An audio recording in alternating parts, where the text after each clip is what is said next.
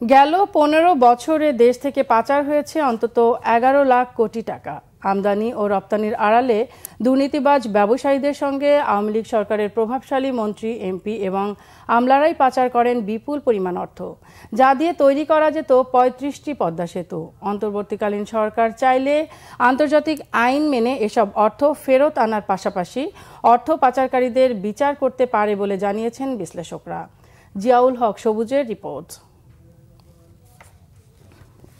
থেমে নেই অর্থ পাচার।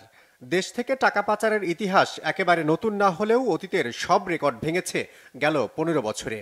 Global financial integrity GFI report অনুযায়ী ২০০৯ থেকে ১৫ সাল পর্যন্ত ৭ বছরে পাচার হয়েছে প্রায় ৫ লাখ কোটি টাকা।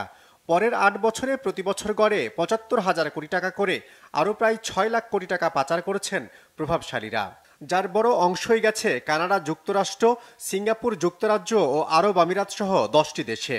যেটা বাংলাদেশ থেকে তারা হিসাব করে, এটা শতকরা ৮০ ভাগই কিন্তু শুধু ট্রেড মিসপ্রাইসিং।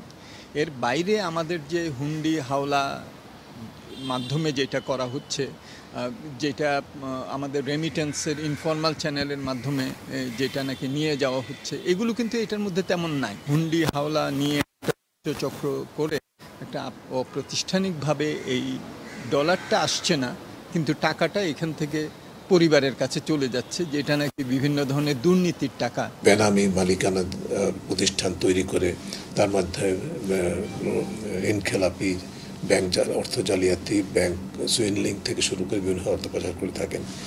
তারাই হচ্ছে এর সাথে জড়িত। অর্থাৎ কাদের কথা বলছি, যারা হচ্ছে প্রভাবশালী, ক্ষমতার সাথে সংশ্লিষ্ট ছিলেন। আমরা যদি অর্থ পাচারকে মধ্যম পর্যায়ে, ন্যূনতম পর্যায়ে নিয়ন্ত্রণ করতে পারতাম, তাহলে যে টাকা আমরা আইএমএফ থেকে ফেরতযোগ্য, মানে সুদ সহ ফেরতযোগ্য লোন নিলাম, তার ৩ গুণ কমপক্ষে, প্রায় ৪ গুণ আমরা কিন্তু সঞ্চয় করতে পারতাম প্রতি বছরই।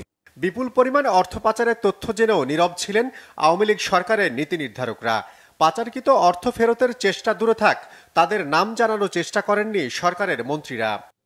এই পরিবর্তিত প্রেক্ষিতে নতুন বাংলাদেশে যে রাষ্ট্র সংস্কারের কথা আমরা প্রত্যাশা করছি, ছাত্র জনতা প্রত্যাশা করছে, তার অংশ হিসাবে যে প্রতিষ্ঠানগুলোকে ঢেলে সাজানো দরকার, তার মধ্যে হচ্ছে যে বিএফআইও, জাতীয় রাজস্ব বোর্ড, দুর্নীতি দমন commission, CID, attorney general office, যে প্রতিষ্ঠানগুলো যাদের উপরে এটা নিয়ন্ত্রণের ক্ষমতা, প্রতিরোধের ক্ষমতা। এখানে সদক্ষ আছেন, কিন্তু তারা অনেক সময় করতে পারেন না রাজনৈতিক চাপের কারণে, কারণ এগুলোর সাথে যারা জড়িত তারা তো রাজনৈতিকভাবে শক্তিশালী। বিশ্লেষকরা বলছেন, আন্তর্জাতিক আইন কানুন মেনেই দেশে ফেরত আনা সম্ভব পাচার হওয়া টাকা। সেই সঙ্গে সরকার চাইলে কারসাজির মূল হোতাদের ফেরত আনতেও মিলবে আন্তর্জাতিক সহায়তা। আমরা যদি তৎপর হয়ে সরকারের সদিচ্ছা থাকে যে ধরাছোঁয়ার বাইরে আর থাকা যাবে না, তখন যারা পাচার করেছেন ইতিমধ্যে তাদেরকে চিহ্নিত করে, যে দেশেই হোক, এখন পৃথিবীর প্রায় সব দেশেই কিন্তু জাতিসংঘের সঙ্গে আন্তর্জাতিক দুর্নীতি বিরোধী কনভেনশনের সদস্য রাষ্ট্র, সেই হিসাবে আমাদেরকে তারা সহযোগিতা করতে বাধ্য, যদি যথাযথ প্রক্রিয়া অনুসরণ করা হয়। আমরা জানি যে মালয়েশিয়া, সিঙ্গাপুর থেকে শুরু করে, টরন্টো থেকে শুরু করে পৃথিবীর বিভিন্ন দেশে এরা বিভিন্ন ধরনের স্থাবর সম্পত্তি কিনেছে, অ্যাকাউন্টসে রেখেছে। এগুলো কিন্তু আমাদের বাংলাদেশ ফাইন্যান্সিয়াল ইন্টেলিজেন্স ইউনিট যেটা আছে বাংলাদেশ ব্যাংকে, তারা কিন্তু যে কাজটা করার কথা ছিল, তো সেটাও তো আমরা তো ঠিকমতো করিনি।